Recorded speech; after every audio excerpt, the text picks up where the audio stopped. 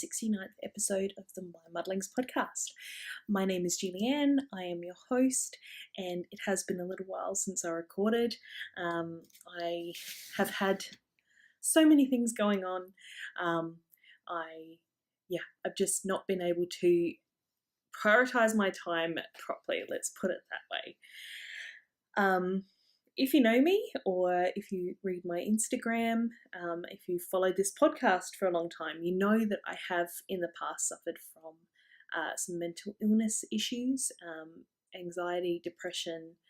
My anxiety at the moment is okay, but I am finding that I'm a little bit depressed on some days. So that's probably has a lot to do with why I can't seem to organise myself at the moment. Going forward, I did want to make, it's not really an announcement, it's just an FYI, that I may not be recording quite as regularly as I used to, which is what I'm already doing because I've already skipped I don't know how many weeks. So I think going forward, I'm just going to try and do what is best for myself and my recovery, and trying to do things to sort of squash the depression that I'm currently experiencing. And if that involves podcasting on that day or on a different day to usual, I will do it. If I don't feel like doing it, if I don't feel like talking, I won't. So I guess go over to Facebook, find the MyMuddlings podcast page, give us a like over there, and I will always be posting on there the podcasts as I upload them. So you can always, stay connected over there. I do share my Instagram posts over there, so I do put a few personal photos and things like that on there. So yeah, if you do want to sort of keep in touch, if you're not on Instagram, please do like that Facebook page, and of course if you just want the notifications when I upload, press that little bell icon, subscribe and press that little bell icon, because then YouTube will definitely let you know when I've released an episode. So that's probably the best things to do to keep in touch with the MyMuddlings podcast. I am on Patreon as well. I am developing some extra bonuses. I am going to be doing an audio podcast on there. So if you're interested in some extra blog posts and an extra audio podcast, head over to Patreon and find the MyMuddlings podcast over there. I have one patron at the moment, and I'm very, very grateful. Thank you so much. And I'd love to increase the family over there on Patreon and just earn a little bit of extra money to help me out.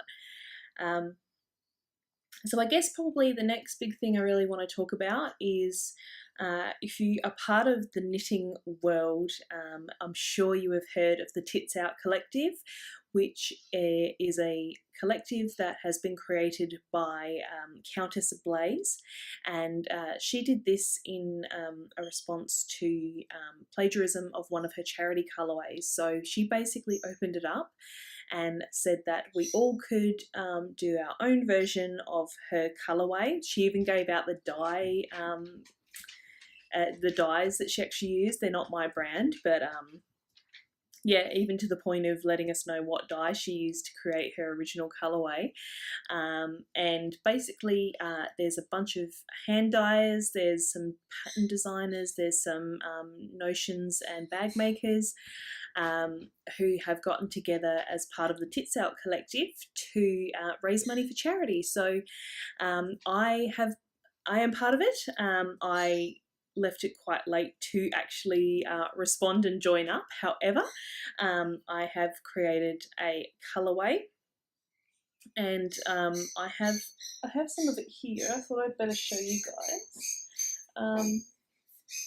So this is my official Tits Out Collective colourway, and this is called If I Want Exposure, I'll Get My Tits Out Heavy Tits. And that's basically a play on the Crazy Ex-Girlfriend. She has a song called Heavy Boobs. And I thought, seeing I'm rather large-chested myself, that Heavy Tits could be a good name for this colourway. So the original Countess Blaze colourway was purples and pinks and orange, and a bit of yellow in there as well. So this is my play on it, is my dye style. And I couldn't give up this skein. I dye it in a batch of 4, and I just fell in love with this glitzy skein, so I had to keep this one for myself. However, I do have a pre-order up in the shop, so $6 from every skein of this colourway, plus these others that I'm going to show you in just a moment, will be going to Beyond Blue here in Australia, which is a mental health organisation website giving information and support to people who are suffering from mental illness. I thought it was quite a fitting charity for me to support. So yes, this is my official colourway, and you can pre-order this on all of my fingering weight bases currently in the shop. However, I've put in my order for my yarn, but I think they may have sent me the wrong bases. So it will affect some people who've pre-ordered those particular bases, and Granger is getting in my face. So I'm still working with them. I haven't heard back from them yet about how we're going to fix the fact that they've sent me the wrong bases, but hopefully it will get fixed easily, quickly, I hope, because I was wanting to get most of these dyed and out the door by the end of July, but now I'm not so sure. But yes, so if you do want some of my official Heavy Tits colourway, I will leave the pre-order open till the end of July. I do not know whether I will be re-dyeing it after July ever again. I might do some batches in the future, but it's not guaranteed. So if you like this colourway and you would like to get your hands on some, head over and use that pre-order listing. And along with that, I did a test batch of another colourway that I was thinking of making my official colourway, but it didn't make the cut, obviously, because that one's the official. But I do have 3 skeins available, although I might keep one of them. I'm not entirely sure. Perhaps the solo. I do quite enjoy my singles base. So I do have some of these. This colourway is called Tits. This is not my official colourway, but it was the test, and I will still be donating $6 from each skein of this that is sold. So I may end up taking solo off, so I've got a record of it, because this will not be re-dyed. So I may end up keeping that solo skein. But I have one on Portly Peach Face, which is a fingering, but it's slightly heavier fingering. Hi, Grange. And I have one on Boo Sock. So these are in the shop currently, and $6 from each of these skeins will also be donated. So that's the Tits Out Collective. And if you head to Countess Blaze's blog, you will be able to find a link to the gallery of other people who have submitted colourways and designs and things like that for the collective. So you can go and support more people if you have the funds and the ability to do so. So if you do pre-order, thank you so much, and those of you who have pre-ordered already, thank you. I think last time I checked, I'm up at around just over $100 going to Beyond Blue, which is great. Of course, I'd like to make it more than that, so if you can help and you have the ability to, please do, and you love my yarn, please go over and grab some. So I guess I can get on to finished objects. I have quite a few, because I did mention in the last episode that I was doing some sample knitting for my friend Jess and Claire of Jess of the Sweater Collective and Claire of We Love Knitting Yarns. And that is for their Bendigo Woolen Mills stall that they are having next weekend, because Bendigo Sheep and Wool Show is next weekend. So I am still working on my samples. I have one left. So I put my hand up for 4. And I have got 3 of them done. Let me see. Yes, just looking at my finished objects. Okay, so I have 4 finished objects to talk about. Only one of them I actually have here with me because 2 of them are wound up or rolled up, ready to go back to Jess, and the other was a project that I actually knit for Granger. So his sweater that I knit is a little bit worse for wear, needs a bit of a wash now. He's worn it quite a bit, so I will just put in some pictures of those projects that I don't have here with me. So my first finished object that I did for the sample knitting was the tree climber hat, and as I said, this is a design by Jess of the Sweater Collective, and it is a cabled hat, little beanie, and it does have a pom-pom. I have made the pom-pom, I just haven't attached it yet. So I guess I could probably put this on. My hair is a bit, needs a bit of a tidy up. But yes, this is the beanie. Of course, like I said, this is knit from We Love Knitting yarn, and this is her Merino DK base. Unfortunately, I was not given any colourway names on any of my yarns that I got to make the samples with. So this, I don't know, it's like a warm black, I guess you could say. And yeah, so this has been blocked, so it's all nice and relaxed, and it will have a pom-pom on it. So I think I used, including the pom-pom, just under half a skein of yarns. I think it was about 40, somewhere around 40. It was more than 40, but less than 50 grams I used on this. And I knit this on Magic Loop. And if you've been watching my podcast for a while, you know I don't really like Magic Loop.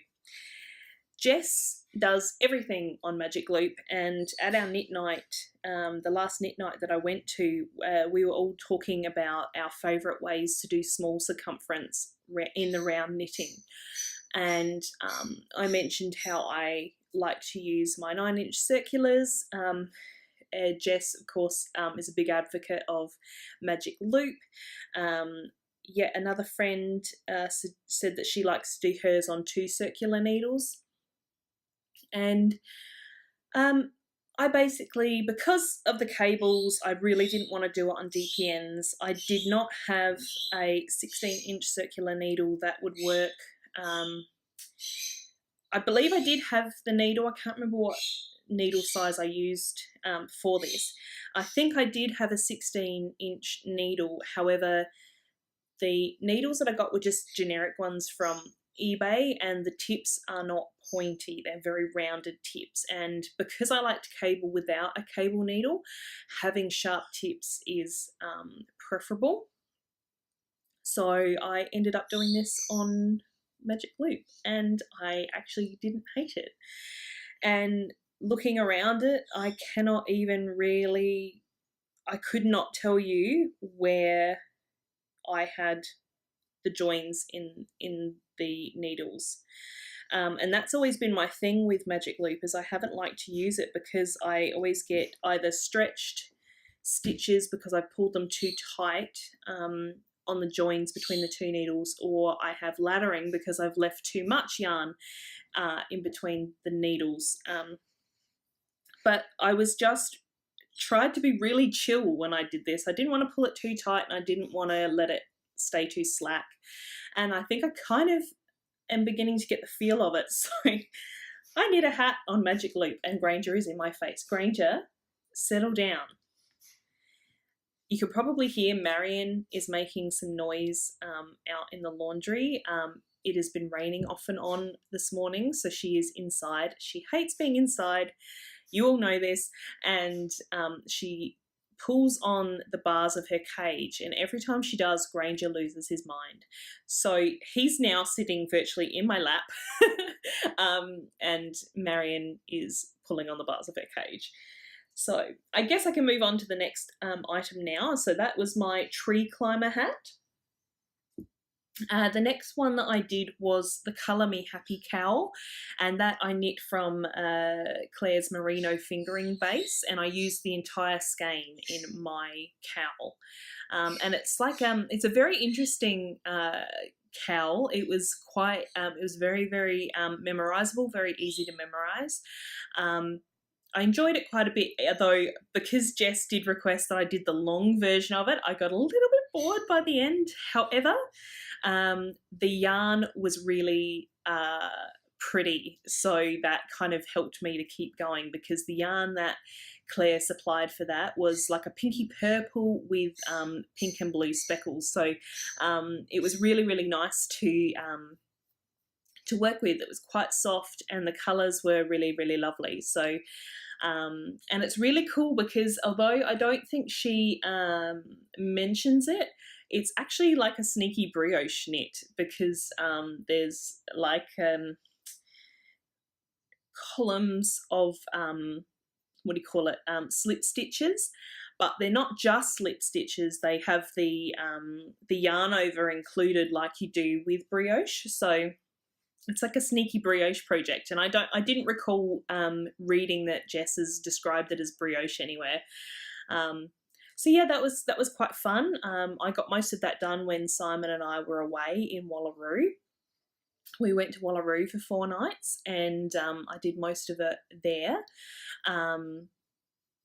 So yeah, I don't really know what else to talk about it. The yarn was lovely and soft. I loved the colourway. It actually ended up looking a little bit like a purple camouflage from the back, which was pretty fun. Granger has made my foot go completely dead now. I'm in a little bit of pain. And yeah, that was pretty fun. Of course, like I said, I will put photos in so that you can see it. I photographed it yesterday. It's all been blocked and it's now rolled up and ready to go to Jess. And I guess the third thing, this is time-wise because I did things chronologically on my finished objects, was Granger's second sweater. So I think I already showed you guys the red one that I did for him. I have since knit a striped one, which was just with some leftovers of Cascade 220 Superwash that I had in my stash. The first one that I did for him was Cascade 220, the non-superwash. So I had a lot of scraps of the 220 superwash left in my stash from, I think I purchased it one year for crocheting Christmas toys and didn't use nearly most of it. So they were all there were skeins that had little bits taken out of them, but there was still quite a bit of, at least 3 of the colours. I had almost whole skeins. So I just kind of freestyled a stripe pattern. I think it turned out really well, especially because they're not really my colours. There's brown, red, orange in there, and if you follow the podcast, you know that I'm more of a purple, grey, blue kind of girl. So those warm colours really weren't my colours, but I'm actually really happy with the way it turned out. And I used up, I think, at least 3 no, actually, I think I used up all of it. I don't think I had any leftovers now that I think about it. So that was a lot out of my stash, which was fantastic. I don't think it's quite as warm for Granger as the original sweater that I knit for him, but he's mostly inside anyway. He's actually shivering now. He doesn't have a jumper on. He's on my legs shivering right now. But you know, he could be outside in the cold. We keep telling him that. He's not. He's spoiled and he's inside, so he gets to sleep on his bed with his blankets all day. So yeah, like I don't think it's quite as warm, and that's potentially because I did knit it on the same needles that I knit the original sweater. But if you've used Cascade 220, you know that it's supposed to be worsted, but it's probably more on the DK side, whereas the 220 is more of a plump yarn. So it could be that the gauge is a bit big, it's a little bit airy, and it's not quite as warm. But he looks super cute in it, and I've had a lot of compliments on it on social media and things like that. So actually people really like his sweaters, full stop. I've had a lot of comments that people really like his sweaters, so that's pretty fun. And the difference with this one compared to the first one is I actually decided to knit it in the round. And I think I mentioned that on the last podcast that I wanted to knit it in the round instead of in pieces like the original, and that all worked out fine. which was great. But looking at my project notes today while I was making up my show notes, I noticed that I didn't actually complete writing all of my instructions. So yeah, it's incomplete on there, but I know I'm talking about you, aren't I? Yeah, my instructions are incomplete on there, but I think I remember enough that I'd be able to knit it again, and I'm considering knitting him another one, just so when it's cold. We have quite a cold house here. We tend not to put the heating on too often because it costs a lot of money, and so it's hard to get woolen things dry in our house because it's so cold. So if he had a third one, I think that would be just about right to have a good rotation of three sweaters for him. So I just need to find the yarn now for that. And my last finish object is another one of my sample knits, and that is the Daintree shawl by Jess. And that was knit from Claire's sock yarn, so a merino nylon sock. And this one was I got arrogant, let's say that. You all know that I do like to alternate skeins with hand-dyed yarn, and I looked at the 2 skeins I was given for this shawl, and they appeared really, really, really similar. And I thought that'll be fine. I won't need to alternate because it's a tonal coloured yarn. It's not like it's a variegated or anything like that. It's tonal. I'm sure it'll be fine if I just knit it out of one skein and then use whatever I need of the second skein. So I got all the way down to starting the eyelet section on the bottom, added in the second skein. I started striping in the second skein just to have a clean kind of transition.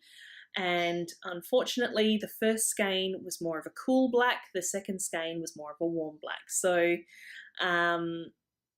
yeah, it wasn't going to work. It was going to be quite obviously different. And the fact that Jess and Claire want these to be displays to show off their yarn and their designs, I didn't feel happy giving them a shawl that looked like that. So I ripped out 3/4 of that shawl, and it is a crescent shawl, and as you know, the rows get really, really, really long on crescent shawls. So yeah, that was quite painful. And I had to reknit it, which I did. I think I got it done in record time. I think it took me about 4 days, I think, to reknit the whole thing. The sun has literally just come out, so I'm hoping that there's not too much glare on my glasses or anything.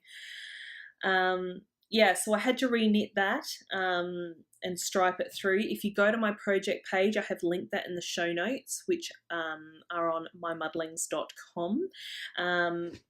Yeah, if you go and have a look at my project page and have a look at the pictures that I took, you can quite clearly see the difference between the 2 skeins. So how I didn't pick that up when they were in skein form, I don't know, because they are quite obviously different. But anyway, it was quite a nice knit. I did enjoy it. However, the rows got super, super, super, super long. Yeah, after a little while, especially having the pressure, I think that's more what it was. It was the pressure of having to get it done that made me sort of not enjoy those really long rows, because I'm like, I've got to get this done, got to get this done, got to get this done. So yeah, I did get it done. It's all finished. It's all blocked. I blocked it the other day with my new blocking needles, blocking wires. That was the next thing, was getting the blocking wires through all the picot bind off points. So, you know, if I thought knitting the rows was long, trying to put the wires through was no less time. So I guess now I can get on to my finished objects, because I really probably should wrap this up. I think it's probably been going for a little while. And the first thing that I've mostly been working on is my 4th sample knit, and that is the Overlander wrap. And I have it here behind me. And this is again in Claire's DK base. And it's Jess's design, of course, and it's a wrap. So I'm over halfway now, so I'm heading back because it's like a mirrored design. Let me try and find. There we go. So I have that much left. This bit here left to do, and then a I-cord bind off gets picked up, dog hair or fluff or something. Yeah, you pick up around the edges and do an I-cord border. So this one hasn't been as enjoyable because yellow and orange, folks, yeah, not my thing. The pink sections are okay, but orange and yellow, and as part of that as well, I missed out one of these garter rows when I was knitting this middle section, and I didn't notice it until I was 5 inches past it, so I had to rip it all out and redo that bit, which was very painful, and I cried. But yes, I've gotten past my orange and yellow section, and I'm back to the pink, so I'm a little bit happier now with the pink. But yes, I've got until Tuesday to get this done, blocked, and to Jess, so I really, really need to be working on this. But yeah, it's here. It's my main project at the moment on the couch here. And there's only one other thing that I have been working on, and I worked on this with my on my Patreon crafting circle the other day. This is what I was working on. And this, although it just looks like a giant rectangle of knitting, is going to be an oak wood poncho. I don't think I've spoken about this on the podcast before. It is a pattern by Nikki Wagner, it's actually a Knit Picks pattern. And I think in my Vlogmas, one of my Vlogmas episodes, I got a Knit Picks order in the post, and it had the kit that I'd purchased for this in that video. So it's basically knit out of 4 colours. I'll put in a picture so that you can see it. And this is the back piece. So I think I need to do like 31 inches up, just doing rectangular. So I've got my stitch markers in here counting my rows. I started putting my fringe on because it does have a fringe, and I just wanted to test it and see what it looked like. So I started putting my fringe on. But this is Knit Picks Wool of the Andes tweed, and I love this yarn. It is so lovely. It's soft, and I love Wool of the Andes anyway, especially for the quality for the price point of Wool of the Andes is amazing. And I hadn't tried the tweed before, but I am a massive, massive convert to the tweed. It's beautiful. I would love to order more of this to knit sweaters and cardigans and things because it's just beautiful. So yes, that's just knitting backwards and forwards. This is what I get out when I just need a break from knitting other more taxing things for my brain, because it's just knit, knit, knit, purl, purl, purl. So yeah, I really love this poncho, and I can't wait to wear it. I'm hoping that I will get it finished prior to the end of winter, but you know, who knows with me. It could happen, it could not happen. So I guess I might leave it there. Just one extra thing I did want to add that I meant to mention earlier in the podcast was that although I may be a little bit infrequent with these video podcasts, I am intending to blog more on MyMuddlings.com. And MyMuddlings.com is not necessarily entirely a craft blog. At the moment it's pretty much just show notes for the podcast, but it's just more about my muddlings being what I do in my life, and it was meant as more of a holistic type of thing rather than just craft. So I've been doing a little bit of house titivating and things like that recently, so I really want to have a little bit of a discussion on there about that, write some more about my actual crafting, and yeah, just different things, books that I've read. So I'm hoping to make time to sit down and write more. I do enjoy writing, so I'm quite looking forward to it. It's just finding topics and writing about them. That's always the hard part. Once I have a topic, I'm quite all right with it. But yeah, it's just finding those topics. But yeah, talking about things like my recent sort of decorating. It's not really decorating; it's more organisation. Making my space a little bit more beautiful. Yeah, just things like that. So that's kind of inspired me to blog a bit more, which is something that I've always wanted to do more of. I just haven't made it a priority. So I'm hoping to do that soon. But anyway, thank you for watching. I hope I haven't been too much of a Debbie Downer and too all over the place. I hope that you still got something out of this episode. And like I said, if you do want to make sure that you're here every time I do post an episode, click that bell button after you've subscribed, just so YouTube will let you know. And yeah, thank you so much for watching. I hope you all have a wonderful time until I speak to you next. Happy crafting. And hopefully it won't be too long till I talk to you again. Bye.